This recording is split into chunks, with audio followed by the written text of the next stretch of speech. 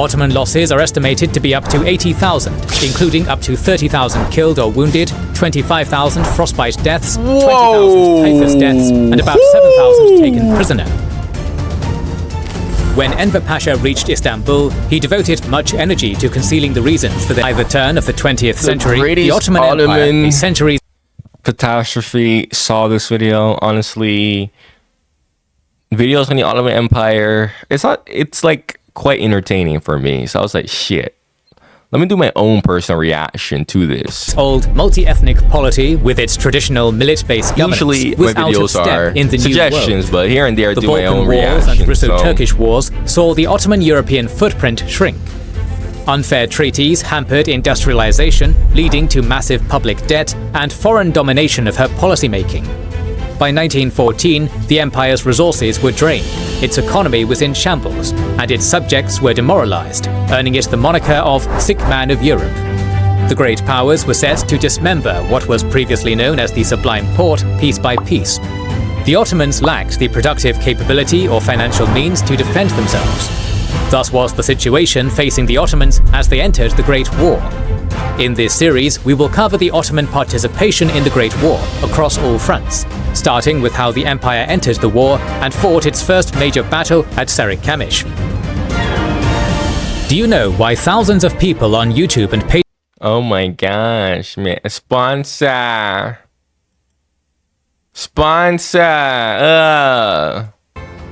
In 1914, the Ottoman treasury was near empty. Only one cannon foundry, one small arms foundry, a shell bullet factory, and a gunpowder factory near Istanbul remained capable of producing modern war material. Money to buy arms— Bro, how the hell did the Ottoman Empire get to this point? How? That's mind-blowing. Well, one of the reasons was— Actually, no. I actually do know the answer to this. When they discovered a new world, they didn't— the Europeans purposely circumvented the Ottomans because they wanted to— when the Ottomans took Constantinople, they were like, oh, hell no. Nah, we need to find another way to spice this in Asia. Yeah. That was— There was a couple of more factors too. But definitely when the Europeans had discovered a new world, that was like the beginning of the end right there, because a lot of revenue from trading going through the Ottomans to Asia and back and forth, that really spelt like the doom right there. I'm trying to remember the other reasons why the Ottomans declined, like economically speaking.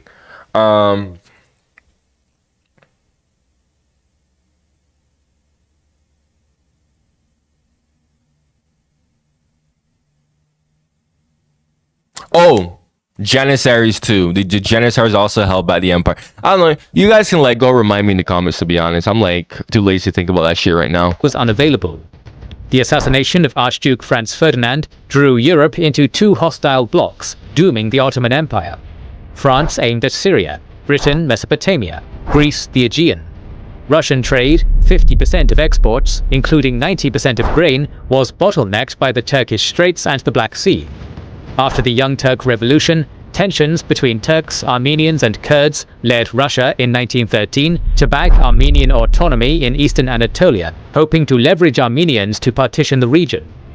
Russia thus coveted Istanbul, the Straits, and eastern Anatolia.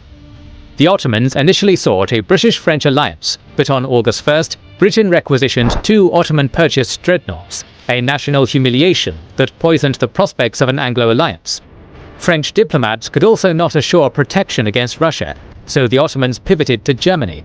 Germany courted the Ottoman Empire at the turn of the century, after losing the Anglo-German naval race.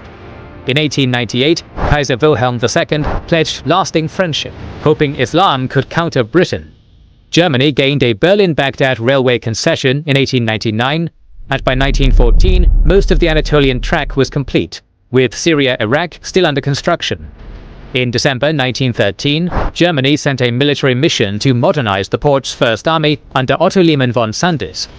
The Ottomans began secret talks in July.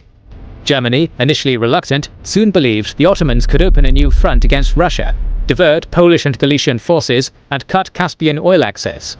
They also hoped to disrupt British communications by threatening Egypt and the Suez Canal, and to mobilize global Muslim sentiment, particularly in Egypt, home to 12 million Muslims. By August 2nd, a secret defensive alliance against Russia took effect the day after Germany declared war on Russia. Germany pledged to defend Ottoman territory from Russian aims in return for Liman's influence over Ottoman conduct. Germany aided the Ottomans in negotiating an informal trilateral Ottoman-Greek-Romanian neutrality pact and a separate Bulgarian defense treaty. In August, Max von Oppenheim established a jihad bureau in Berlin to incite revolts in French North Africa, Russian Central Asia, and British India. The Ottomans, seeking to resolve regional issues and debts, aimed to recover Balkan War and Russo-Turkish War losses. Greece's entry could prompt Ottoman claims to Chios, Mytilene, and Lemnos, plus indemnities. The empire was de facto ruled by a young Turk triumvirate, also called the Three Pashas, and its central figure, Enver Pasha, hoped that defeating Russia in Persia could open paths to Azerbaijan, the Middle East, and the Caucasus. Yo, you know something that has always gone through my mind, like every time I see these pashas, like, why are they so drippy? Like, I gotta just say it at this point, but damn, bro, that drip, it's immaculate. Like, I might as well call it the genocide drip.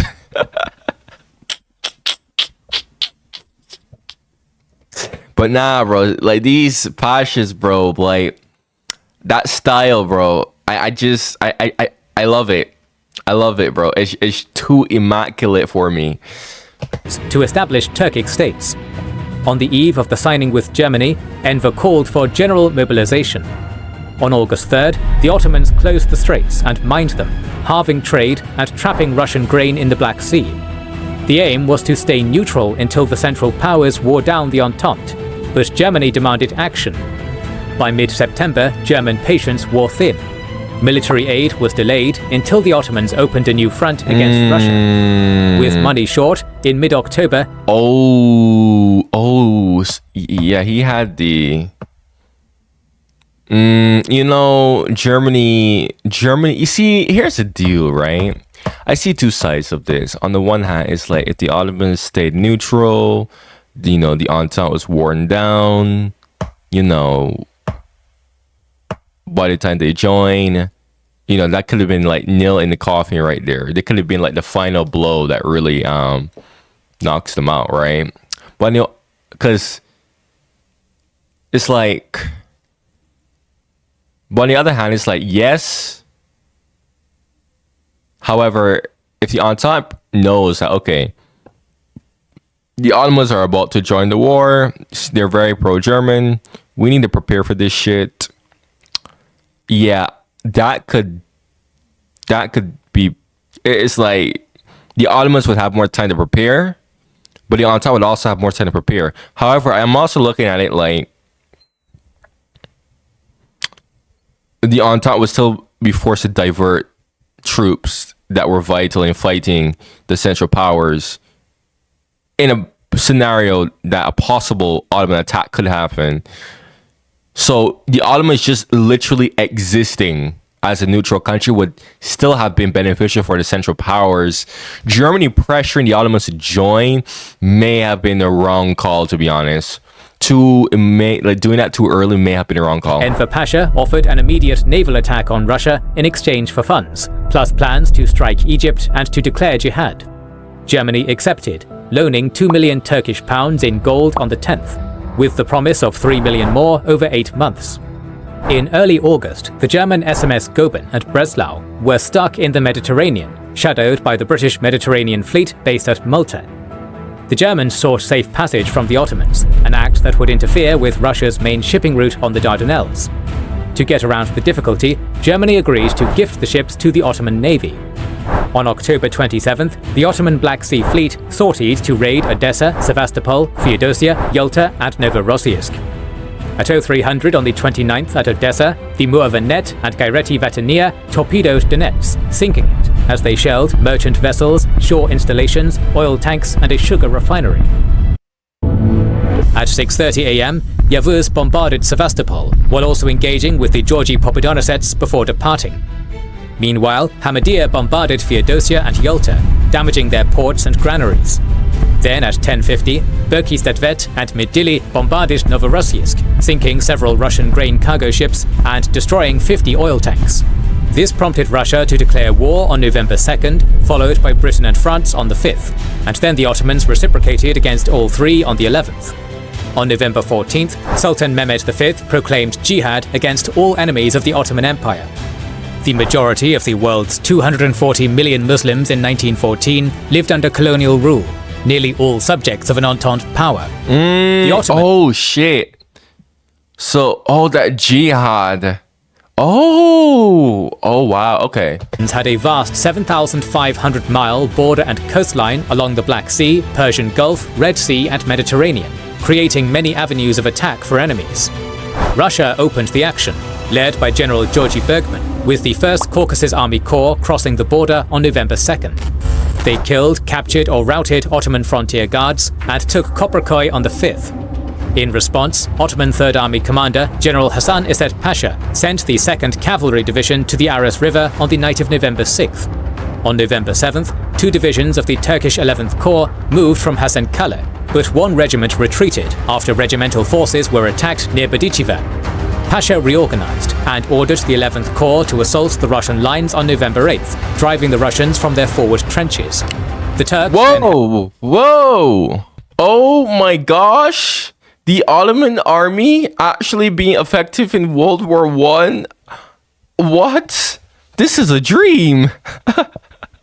held territory at Koprikoy, courtesy of the 18th and 30th Divisions. By the 11th, Ottoman actions threatened Russian flanks, prompting a Russian withdrawal. Oh my gosh, the Ottomans actually being effective. No way. Turkish 9th Corps, I'm commanded by stunned, General bro. Ahmet Fevzi Pasha, reinforced the 11th Corps on the left flank. Despite this, the Russians, aided by Armenian volunteers, captured Karakuza and Doyebezit on the southern shoulder. Fearing— So, right there, aided by Armenian volunteers. Yeah, this is why when I reacted to the Armenian genocide, I was like, yeah, I didn't dismiss the claim that the Armenians were collaborating with the Russians. Like 100%, 100%. Like, yeah, they were.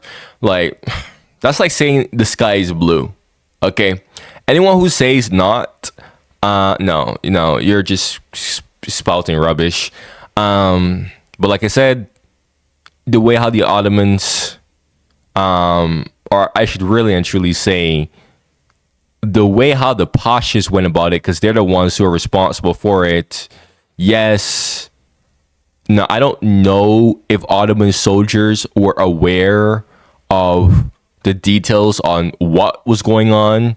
I don't know if these guys were just given orders like, hey, go take these people and just put them over there.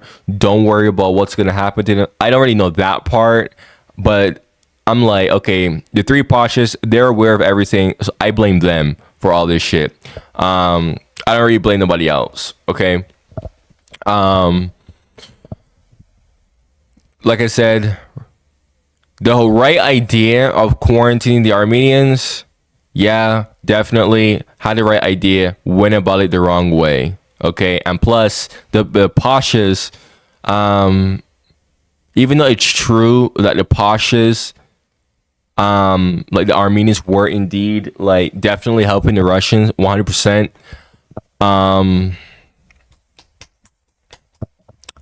The Pashas still had like ulterior motives anyways. It's just that the Armenians helping the Russians were a convenient excuse regardless. So it's like, so being outflanked, the Russians pulled back further until the 15th, when reinforcements under General Przhevalsky crossed the Aras and halted the 11th Corps. By the 17th, the Ottomans tried to encircle the Russians with the Turkish 29th Division in the north and the 33rd Division in the south. Przhevalsky defeated the 33rd Division. The 29th was stalled by terrain and Russian resistance. By November 21st, the Ottomans had regained 30 kilometers, but the attempted encirclement failed. Believing Russian forces were advancing towards Id, Pasha ordered a nighttime withdrawal as a severe blizzard began. hundreds of Ottoman soldiers died of hypothermia, though the Russians did not capitalize. Both sides Shit, bro. Hypothermia, oof. suffered heavy casualties. The Ottomans about 1,983 dead, 6,170 wounded, 3,070 imprisoned, and 2,800 desertions. The Russians about 1,000 dead and 4,000 wounded, with up to 1,000 more due to exposure. Snowfalls made the Caucasus Highlands impassable. By month's end, the Russians held a 25-kilometer salient along the Erzurum-Sarikamish axis. Britain held an interest in the Persian Gulf since establishing the Anglo-Persian Oil Company in May 1908, and eyed Mesopotamia as a post-war prize. Even before negotiating with Russia and France, Britain dispatched an expedition to secure Basra, the last port accessible to ocean-going steamers on the Shatt al-Arab, and the gateway between Mesopotamia and the Persian Gulf. The 16th Indian Brigade of the 6th Pune Division, under Brigadier General Walter Delamain, left Bombay on October 16th and landed at Bahrain on the 23rd, advancing to the Shatt al-Arab to protect the Anglo-Persian refinery at Abadan and its pipeline.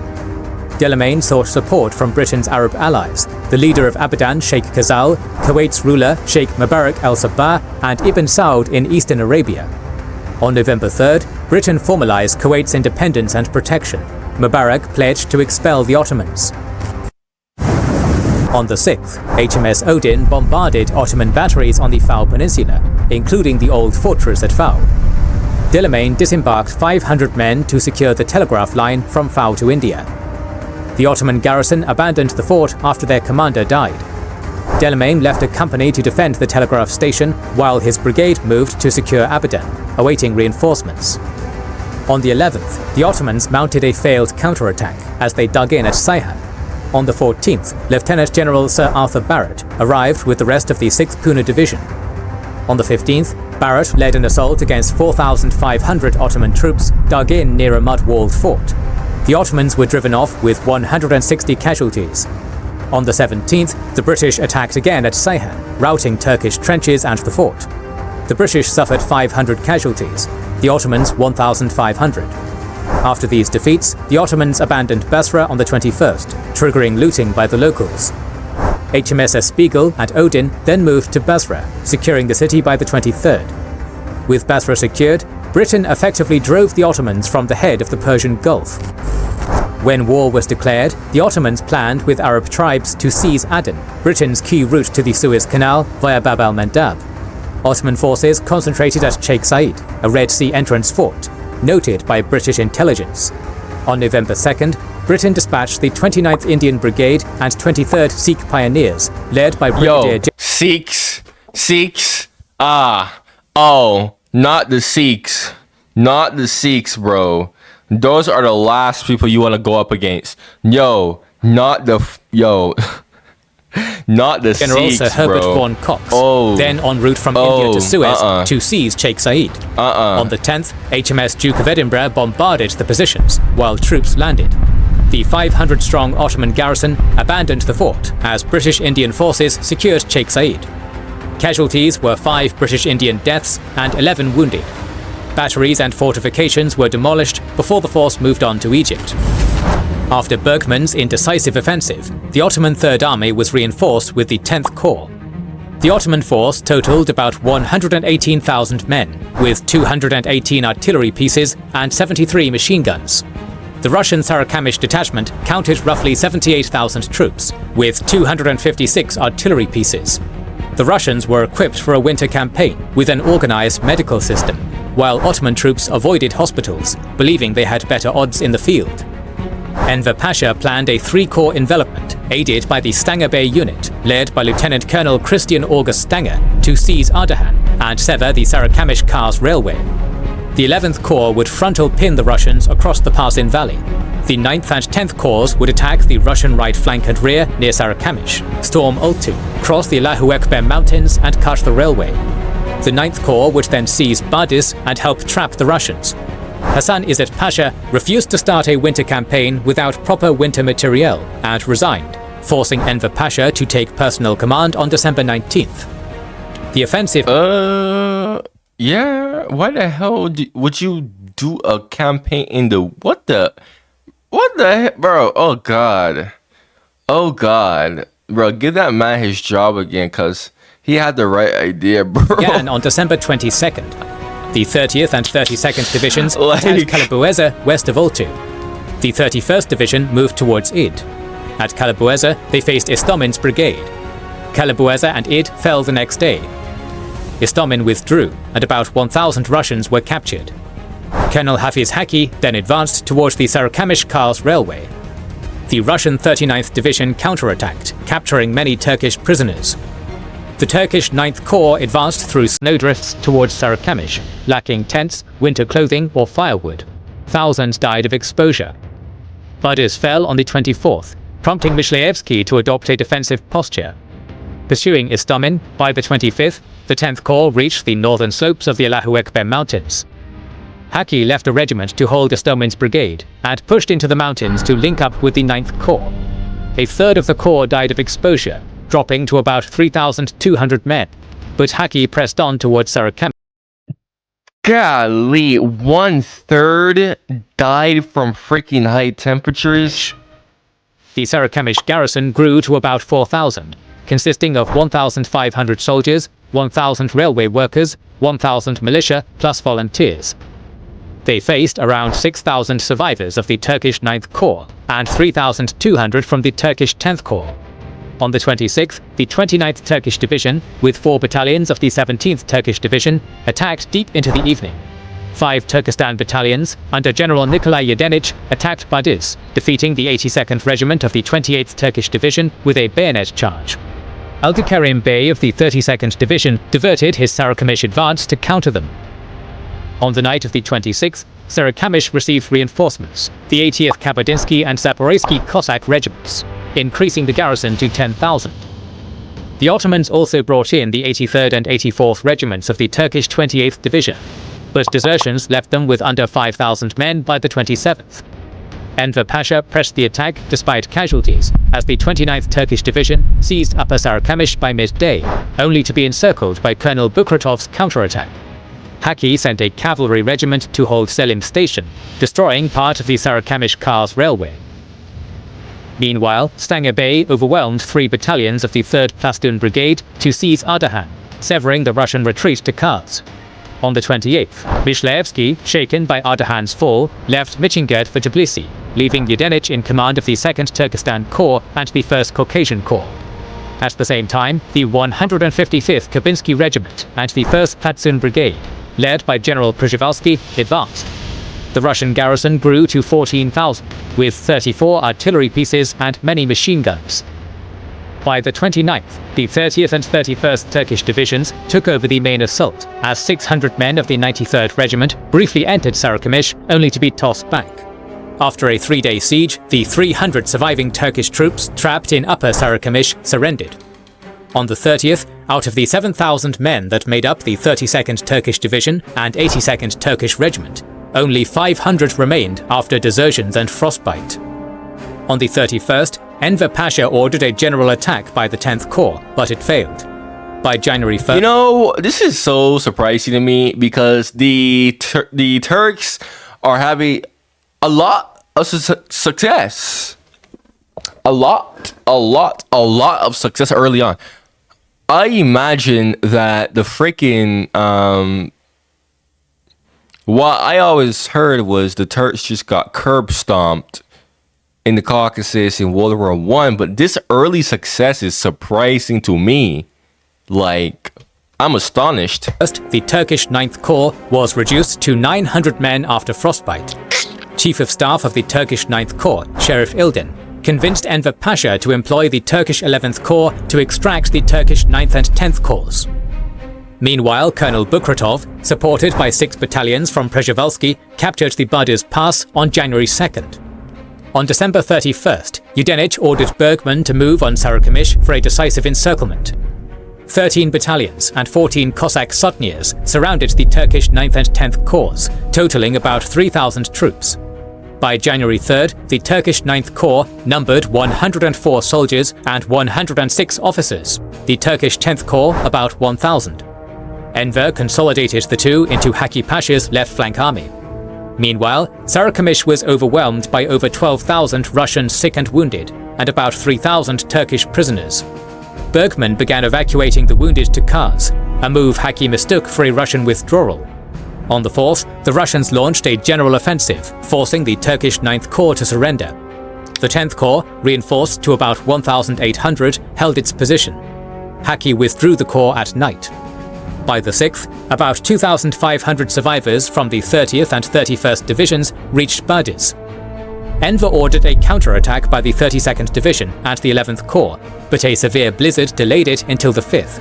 By the 6th, the 32nd Division was down to about 1,500 men. The detachments facing Istamin had dwindled to roughly 2,000. On the 5th, fearing his front would collapse, Enver Pasha ordered the Turkish 5th Corps stationed at Scutari to reinforce the 3rd Ottoman Army rapidly. However, its commander, Liman, refused, as he needed them to defend Istanbul from a possible British-Russian attack. Pasha then relinquished overall command to Haki, as he departed for Istanbul on the 9th. By January, Yudenich had redirected 34 battalions to Crimea and boosted the Caucasus Army to about 130,000 men, with 35,000 cavalry and 340 artillery. The Ottomans numbered about 52,351 with 131 artillery pieces. Holy mother! The Turkish 10th Corps escaped encirclement. Oltu was recaptured on January 13th, as the 10th Corps withdrew from Badis to Id, and the 11th Corps retreated to Ezep. The Russian offensive stalled by January 19th and remained static until April. The Russian losses at Sarikamish were around 16,000 killed or wounded, with about 12,000 frostbitten or sick. Ottoman losses are estimated to be up to 80,000, including up to 30,000 killed or wounded, 25,000 frostbite deaths, 20,000 typhus deaths, and about 7,000 taken prisoner. When Enver Pasha reached Istanbul, he devoted much energy to concealing the reasons for their defeat at Sarikamish. It was mostly attributed to his relentless orders to engage the enemy, seeking nationalistic glory, without adequately preparing the men for winter warfare. Despite that's what I said. Like, that guy who resigned because of the freaking winter, like, he knew that was literally batshit insane. Like, this, Enver Pasha would claim that the Armenian desertions were to blame, further provoking Ottoman paranoia about a 5th column. The year 1914... Oh, and that's something that I forgot to say. Yeah, the Pashas just kept blaming the Armenians for everything, too. Again, that was his fault. Like, these are all their fault. Like, he literally just kept using the Armenians as a freaking scapegoat for Ottoman losses. Like, bruh. Was to be a terrible omen. There were more things to come for the Ottoman Empire. Our series on the Ottoman participation in the Great War will continue in the coming weeks. So make sure you are subscribed and have pressed the... Yeah, this is gonna be fire, bro. Yeah, this is gonna be some fire shit. That's gonna be so fire, bro. Like, yeah, make sure you subscribe for that. If you have any suggestions like this too, bro, definitely comment it in the comments below, man. 99% of videos on my channels are literally suggestions at this point. So anyways, turn the bell notifications on, man. Thank you for watching and goodbye.